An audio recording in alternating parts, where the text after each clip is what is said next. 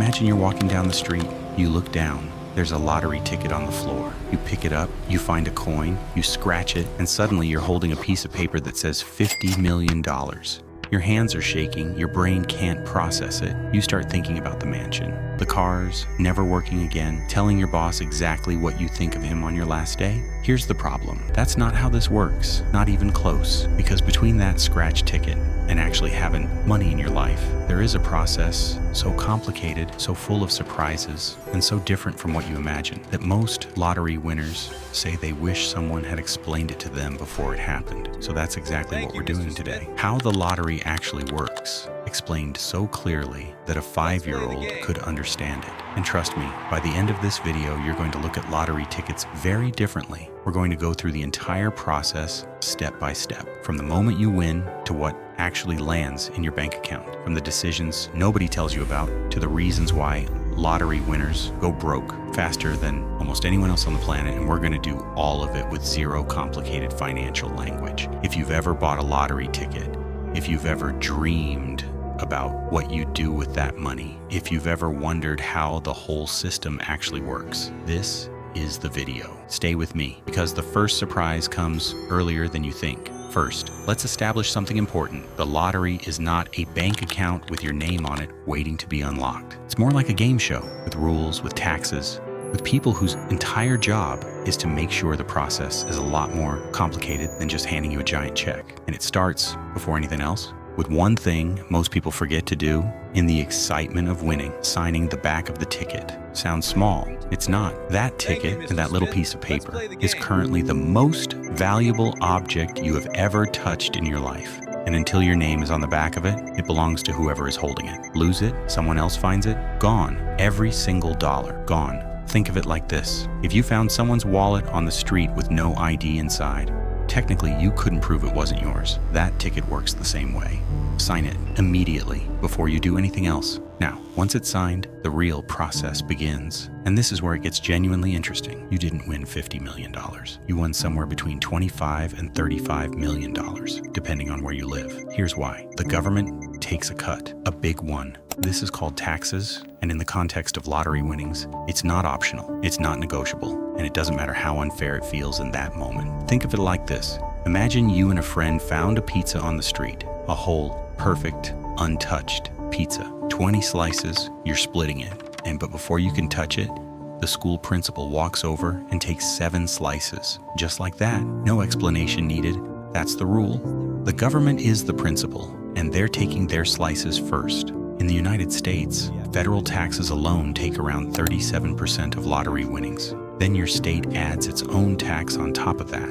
Some states take nothing. Florida, Texas, California. Others take up to 10% more. So, on a $50 million win after federal and state taxes, you're realistically looking at somewhere between $28 and $33 million actually hitting your pocket, which is still life-changing money, but it's not $50 million.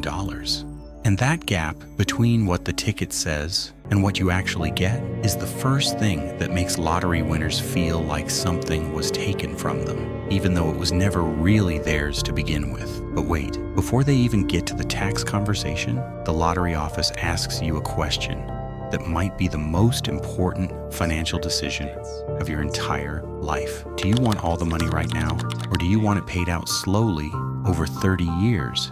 This is called choosing between a lump sum and an annuity, and it sounds simple. It is not simple. Here's the lump sum explained like you're 5. Imagine your grandma owes you your birthday money for the next 30 years.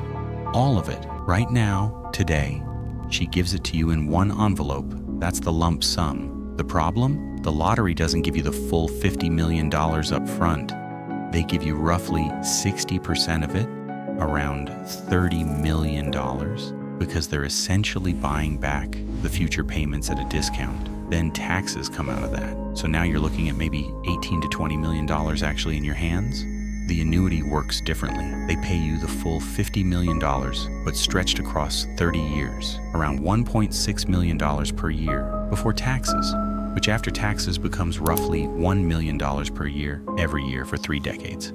More money total, but slower, much slower. Most people choose because $1 million a year sounds incredible right now, But human brains are not designed to think in 30-year timelines. We want the money. We want it now. We want to feel it. And that instinct, or that very human, very understandable instinct, the beginning of how lottery winners go broke. But we're getting ahead of ourselves because right now, you've just made your decision, signed your papers, and the lottery office has confirmed that in a matter of weeks, tens of millions of dollars are going to arrive in your account. And then your phone rings.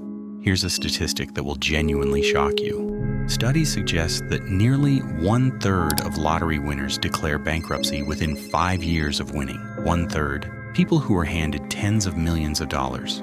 Gone in 5 years. How?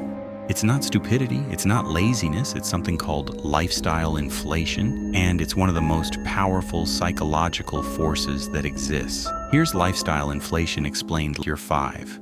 Imagine you usually get 1 scoop of ice cream, then one day someone gives you 5 scoops. It's amazing, the best day of your life. But now 5 scoops feels normal. So next time, 1 scoop feels like nothing, like a punishment almost, like something is missing. That's your brain adjusting to a new normal. Now apply that to money. First you buy a nice house, then the nice house feels normal, so you buy a bigger one, then you need a car that matches the house. Then the car needs a boat, then the boat needs a dock, then the dock needs a second house nearby. And every single step feels completely reasonable in the moment. This is the moment, usually about 6 months in, when the financial advisor has the conversation that lottery winners either listen to or don't. The ones who listen end up fine, the ones who don't end up as cautionary tales. The conversation goes something like this. You have money right now, real money, more than most people will ever see. But money sitting still doesn't stay the same. It either grows or it shrinks. And if you keep spending the way you're spending, it's shrinking fast. What you need to do is invest. Investing explained like you're 5. You know how if you plant a seed in the ground and water it every day, eventually it becomes a tree that gives you fruit forever? Investing is planting money seeds. Instead of spending everything now, you use a portion of your money to buy things that grow over time. Stocks, real estate, index funds, assets that sit quietly and multiply while you sleep. It's not exciting. It doesn't feel as good as buying a sports car, but it's the reason some lottery winners are still wealthy 30 years later. And it's the reason the ones who skipped this conversation are not.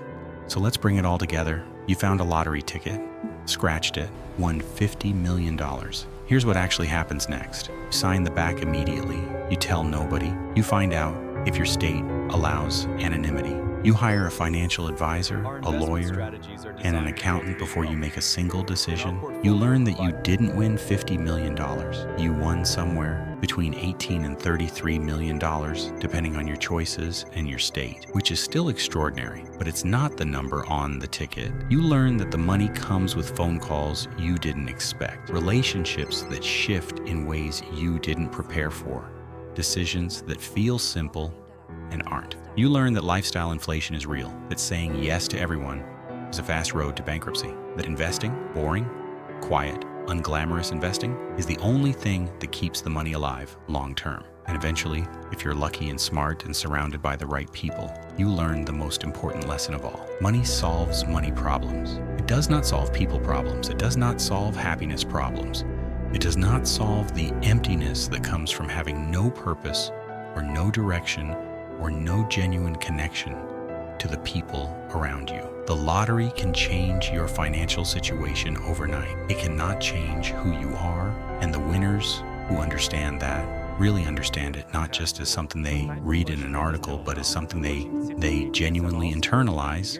Those are the ones who look back 20 years later and say it was the best thing that ever happened to them. The ones who don't, they become the cautionary tale that someone like me makes a video about.